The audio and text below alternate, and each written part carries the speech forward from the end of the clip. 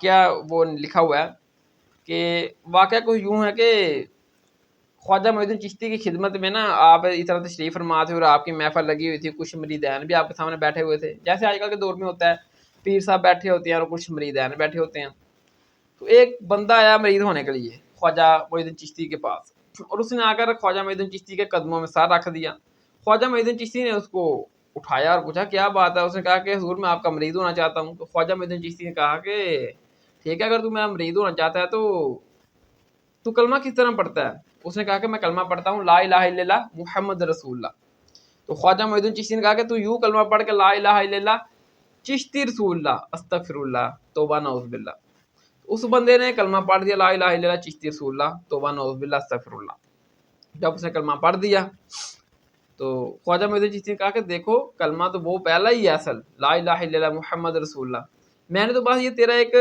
ایمان چیک کیا تھا کہ تو میرا مرید ہونے کے لیے آیا ہے، تو تیرا میرے اوپر کتنا کامل یقین ہے کہ جو میں کہتا ہوں تو ویسے کہہ گزرتا ہے۔ یہاں آگے سے ایکسپلین کرتا ہے کہ نہیں خواجہ صاحب کلمہ تو اصل میں وہی ہے لا الہ الا اللہ محمد رسول اللہ، یہ چشتی رسول اللہ والا تو غلط ہے،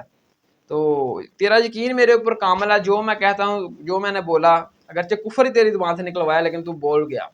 تو پھر انہوں نے جو نا اس کو اپنا بیعت کر لیا اور اس کو کہا کہ دیکھو میں کون ہوں، میں تو نبی صلی اللہ علیہ وسلم کا ایک ادنا سا غلام ہوں، کلمہ اصل میں وہی ہے لا الہ الا اللہ محمد رسول اللہ، یہ صرف میں نے تیرا ایمان چیک کرنے کے لیے تجھ سے یہ کفر بلوایا، یہ کلمہ پڑھوایا اپنے نام کا چشتی رسول اللہ کا کہ تیرا میرے اوپر کتنا کامل یقین ہے، تو میرا سچا کتنا مرید ہے۔ اور پھر فرمایا کہ دیکھو سچا مرید وہی ہوتا ہے کہ جو اس کا پیر کہے تو وہ کر گزرے۔ یہ ہے پورا واقعہ میرے بھائیوں۔ تو اب اس کی میں انجینئرنگ کرنے لگا ہوں کہ اب کیا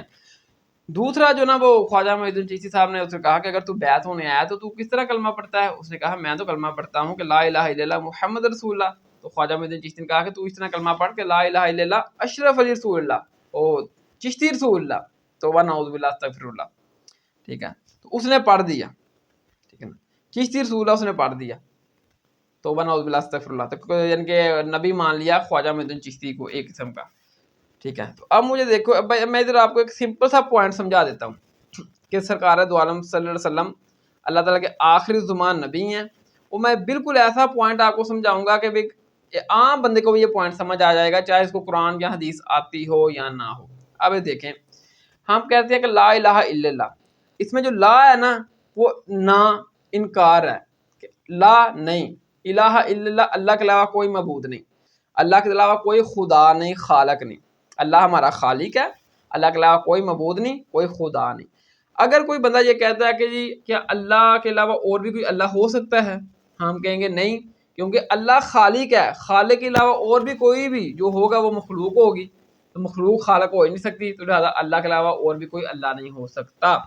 یہ سوال ہی غلط ہے۔ اگر کوئی بندہ کہے کہ خدا اپنے علاوہ کوئی اپنا چھوٹا خدا یا اپنے سے بڑا خدا پیدا کر سکتا ہے، ہم کہیں گے یہ سوال ہی نہیں ہو سکتا، کیونکہ خدا خالق ہے، خالق کو کسی نے پیدا نہیں کیا، اور خالق جس کو بھی پیدا کرے گا وہ مخلوق ہوگی، تو مخلوق خالق ہو نہیں سکتی،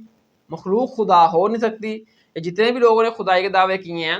ٹھیک ہے نا، نمرود ہے، فرعون ہے، تو ان کے لیے سب سے بڑی تو یہی ہے کہ یعنی کہ قسم کافی ہے، ویسے تو ان کے جو خدائی کے دعوے تھے نا وہ اور قسموں کے تھے، وہ اپنے سامنے اپنی باتیں نہیں کرواتے تھے، اس طرح اپنے سامنے اپنی نمازیں نہیں پڑھاتے تھے، وہ اور قسم کے خدائی کے دعوے تھے۔ لیکن میں آپ کو ٹیکنیکل پوائنٹ سمجھا رہا ہوں کہ اگر کوئی بندہ یہ کہے کہ خدا کے علاوہ اور بھی کوئی خدا ہو سکتا ہے، تو ہم کہیں گے نہیں، جو بھی اور کوئی خدائی کا دعویٰ کرے گا وہ مخلوق ہوگا، کیونکہ اس نے اللہ تعالیٰ نے خالق نے اس کو پیدا کیا ہے، تو پیدا جو ہوگی وہ مخلوق ہوگی، تو مخلوق خالق ہو نہیں سکتی کبھی بھی۔ اس طرح سرکار دو عالم صلی اللہ علیہ وسلم کے بارے میں یہ جو حدیث ہے نا مشکات میں 6087 کہ لا نبی بعدی، کہ نبی صلی اللہ علیہ وسلم کے بعد اب کوئی نبی نہیں آئے گا قیامت تک۔ اس میں بھی جو لا ہے نا، لا یہ نفی ہے قیامت تک کہ آپ نبی آخر الزمان ہیں، اب قیامت تک کوئی بھی نبی نہیں آ سکتا، جو بھی دعویٰ کرے گا وہ ایٹومیٹیکلی جھوٹا ہو جائے گا۔ جس طرح میں نے ادھر بتایا نا کہ لا الہ الا اللہ، لا کہہ رہا ہے کہ نہیں کوئی قیامت تک الہ نہیں ہو سکتا، خدا نہیں ہو سکتا ایک خدا کے علاوہ، جو بھی خدائی کا دعویٰ کرے گا وہ مخلوق ہوگی، تو مخلوق خالق ہو نہیں سکتی، کیونکہ خالق ہے اکیلا ایک ہے، اور خالق نے سب بندوں کو پیدا کیا ہے، وہ اس کی مخلوق ہے۔ جو کوئی نمرود فرعون خدائی کا دعویٰ کریں گے تو وہ جھوٹے ہوں گے، وہ خالق نہیں بن سکتے، وہ مخلوق ہے۔ اس طرح نبی صلی اللہ علیہ وسلم کے ساتھ جو لفظ ہے لا نبی بعدی، نبی صلی اللہ علیہ وسلم قیامت تک آخری نبی ہیں، لا ہے، آپ کے بعد کوئی اور نبی نہیں آ سکتا، یہ لا یہ بتا رہا ہے۔ جس طرح لا الہ الا اللہ یہ بتا رہا ہے کہ خدا کے علاوہ کوئی خدا نہیں ہو سکتا، اس طرح یہ لا نبی آبادی اس کا لا یہ بتا رہا ہے کہ قیامت تک نبی صلی اللہ علیہ وسلم کے علاوہ اور کوئی بھی نبی نہیں ہو سکتا، نبی صلی اللہ علیہ وسلم آخری نبی ہیں۔ نہ کوئی امتی نبی ہو سکتا ہے، جس طرح وہ کانا دجال غلام محمد قادیانی کہتے ہیں کہ ہمارا نبی جو ہے وہ امتی نبی ہے، نہیں ہو سکتا، ٹھیک ہے نا، کوئی بھی نہیں ہو سکتا۔ اس لا نے نفی کر دیا، قیامت تک کوئی نبی نہیں ہو سکتا۔ نبی صلی اللہ علیہ وسلم نے خود فرمایا کہ میرے بعد 30 جھوٹے دجال کذاب ہوں گے جو کہیں گے کہ میں نبی ہوں، لیکن وہ جھوٹے ہوں گے، ٹھیک ہے۔ اب آپ کو یہ لا والا جو نا یہ سمجھ آ گیا، ٹھیک ہے نا، یہ پوائنٹ آپ سمجھ لیں کہ لا اللہ کے علاوہ کوئی اور خدا نہیں ہو سکتا، جو دعویٰ کرے گا وہ جھوٹا ہوگا، وہ مخلوق ہوگا۔ لا نبی آبادی، نبی صلی اللہ علیہ وسلم قیامت تک آپ کی ختم نبوت ہے، آپ کے علاوہ کوئی اور نبی ہونے کا دعویٰ کرے گا وہ جھوٹا ہوگا، چاہے وہ کہ میں امتی نبی ہوں یا فلاں ہوں جیسے بھی ہے، وہ جھوٹا ہی ہوگا، ٹھیک ہے۔ تو یہ بات تھی کہ خواجہ معین الدین چشتی نے اس کو اپنے نام کا کلمہ پڑھوایا کہ تو پڑھ لا الہ الا اللہ چشتی رسول اللہ توبہ نعوذ باللہ استغفر اللہ۔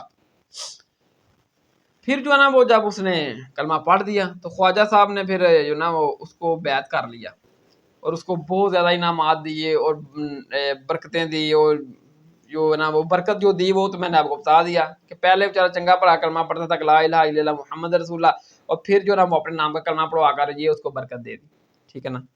تو کہنے کہ مرید ہونے سے پہلے تو بہت صحیح تھا، اب اس کا مان سلامت تھا، لیکن جیسے ہی وہ مرید ہونے لگا تو خواجہ صاحب نے اپنے نام کا کلمہ پڑھوایا تو اس کا وہ کفر کی حالت میں چلا گیا، اب نہ اس کی توبہ کروائی اور نہ خود توبہ کی، وہ اسی طرح بیعت کا معاملہ ہو گیا۔ وہ اللہ عالم آگے کیا حقیقت ہے اللہ جانے اور وہ خواجہ صاحب جانے۔ پھر وہ نا خواجہ معین الدین چشتی کہتے ہیں کہ یہ جو میں نے تم سے کلمہ پڑھوایا نا، یہ میں نے اس لیے کہ تیرا عقیدہ زمانے کے لیے پڑھوایا، تم سے کلمہ پڑھوایا کہ تیرا میرے اوپر یقین کا عمل کتنا ہے کہ تمہیں مرید ہونے کے لیے آیا ہے۔ میرے بھائیو مجھے یہ بتاؤ، اس دنیا کے جو سب سے بڑے 4 پیر ہیں، ابو بکر، عمر، عثمان و علی رضی اللہ تعالیٰ عنہ اور اسلام اجمعین، امام حسن و حسین، کیا ان کے پاس جب کوئی بندہ مسلمان ہونے کے لیے آتا تھا، جب بیعت کے لیے آتا تھا، تو کیا یہ اپنے نام کا پہلے کلمہ پڑھواتے تھے کہ تو پڑھ لا الہ الا اللہ، ابو بکر، حضرت علی، امام حسن و حسین رسول اللہ توبہ نعوذ باللہ استغفر اللہ؟ کوئی ضعیف روایت مجھے بتا دے کہ یہ اس طرح کلمہ پڑھواتے تھے کہ ٹھیک ہے ہم پہلے تمہیں چیک کریں گے کہ تو ہمارے نبی کا کلمہ پڑھنے کے لیے آیا ہے تو تیرا ہمارے اوپر کتنا یقین ہے،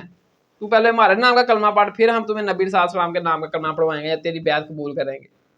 تو یہ کون سا دین ہے جو ان لوگوں نے سیکھا ہے اور آگے لوگوں کو سکھا کر اس طریقے سے ان کی بیعتیں لے رہی ہیں؟ پتہ نہیں کدھر سے ان لوگوں نے دین سیکھا ہے اور کیسے یہ لوگوں کو سکھا رہے ہیں آگے۔ کیا جب امام حسن و حسین کے پاس کوئی بندہ مسلمان ہونے کے لیے آتا، سیدنا عمر فاروق، سیدنا عثمان علی، ٹھیک ہے، ابو بکر صدیق رضی اللہ عنہ کے پاس کوئی بندہ مسلمان ہونے کے لیے آتا تو کیا آپ پہلے اپنے نام کا کلمہ پڑھواتے کہ پڑھ تو لا الہ الا اللہ ابو بکر رسول اللہ، لا الہ الا اللہ حضرت عمر رسول اللہ، لا الہ الا اللہ علی رسول اللہ، لا الہ الا اللہ حسن و حسین رسول اللہ؟ کیا اس طرح کوئی کلمہ پڑھاتا تھا؟ ٹھیک ہے، کہ پھر ہم تمہیں پڑھائیں گے لا الہ الا اللہ محمد رسول اللہ، پہلے ہم تمہیں چیک کریں گے تیرا ہمارے اوپر کتنا یقین ہے، پھر تیری بیعت قبول کریں گے اور پھر تیرا ایمان قبول کریں گے۔ تو نعوذ باللہ استغفر اللہ، یہ کیسا، یعنی کہ یہ دین کے ساتھ کیا ہو رہا ہے؟ اپنے ناموں کے کلمے پڑھائے جا رہے ہیں، پھر ٹیسٹ کیا جا رہا ہے، پھر سرکار دو عالم صلی اللہ علیہ وسلم کے نام کا کلمہ بعد میں پڑھایا جائے گا جی۔ پھر وہ کہتے ہیں کہ یہ جو میں نے تجھے کلمہ پڑھایا نا کہ لا الہ الا اللہ چشتی رسول اللہ، تو یہ تو میں سمجھنے کے ایک قسم کا میں نے تیرا ٹیسٹ لیا ہے، کلمہ اصل میں وہی ہے، میں کون ہوں؟ میں تو محمد رسول اللہ کے ادنے غلاموں میں سے ایک ادنا غلام ہوں، یعنی کہ چھوٹے غلاموں میں سے ایک غلام ہوں۔ ادھر تو یہ لکھا ہوا ہے اور اسی چیز کو، اسی کلمے کو ڈیفینڈ، اس کا مناظرہ لڑا گیا، ٹھیک ہے، مناظرہ کیا گیا اس بات کو ڈیفینڈ کرنے کے لیے کہ یہ حکمت کی بات ہے، خواجہ معین الدین چشتی نے جو کلمہ پڑھایا تھا نا کہ لا الہ الا اللہ چشتی رسول اللہ، یہ ٹھیک تھا۔ جس بندے نے یہ مناظرہ لڑا نا اس نے اس میں الفاظ بولے ہیں کہ خواجہ صاحب نے کلمہ پڑھانے کے بعد کہا تھا کہ میں کون ہوں؟ میں تو محمد رسول اللہ صلی اللہ علیہ وسلم کے کمینے غلاموں میں سے ایک غلام ہوں۔ گالی نکال کر اس نے کہا کمینے غلاموں میں سے ایک غلام ہوں۔ تو میرے بھائیوں، نبی صلی اللہ علیہ وسلم کے غلام کیا ہم ہیں؟ صحابہ نبی صلی اللہ علیہ وسلم کے غلام نہیں تھے؟ ابو بکر، عمر، عثمان و علی، امام حسن و حسین کیا نبی صلی اللہ علیہ وسلم کے غلام نہیں تھے؟ تو جو یہ بندہ کہہ رہا ہے کہ میں کون ہوں، میں تو نبی صلی اللہ علیہ وسلم کے کمینے غلاموں میں سے غلام ہوں، تو اس کی گالی تو پھر ساری امت کو چلے گی، ساری امت تو نبی صلی اللہ علیہ وسلم کی غلام ہے اس حوالے سے، آپ کے متبع ہے، تو ساری امت کو گالی دے دی۔ اور صحاب بیچ آ گئے، اہل بیت بیچ آ گئے، بیچ میں آ گئے. خواجہ نے کیا فرمایا؟ سنو کہ میں کون ہوں اور کیا ہوں. محمد الرسول اللہ صلی اللہ علیہ وسلم کے دربار کے کمینے غلاموں میں سے ایک ہوں، کمینے غلاموں میں سے ایک ہوں، کمینے غلاموں میں سے ایک ہوں. تو یہ کیسے، یعنی کہ سمجھ نہیں کون سا دین ہے، کدھر سے ان لوگوں نے سیکھا ہے، وہ آگے سکھا رہے ہیں. میں کون ہوں؟ میں تو محمد رسول اللہ کے کمینے غلاموں میں سے ایک ہوں. میں ویڈیو بھی لگا دوں گا ساتھ میں. توبہ نعوذ باللہ. کیا یعنی کہ یہ بندہ سوچے کہ گالی جو انکار رہا ہے، یہ گالی کدھر تک جا رہی ہے؟ اصحابہ کرام اہل بیت کیا نبی صلی اللہ علیہ وسلم کے غلام نہیں ہیں؟ تو ان تک یہ گالی جا رہی ہے. توبہ نعوذ باللہ، استغفر اللہ.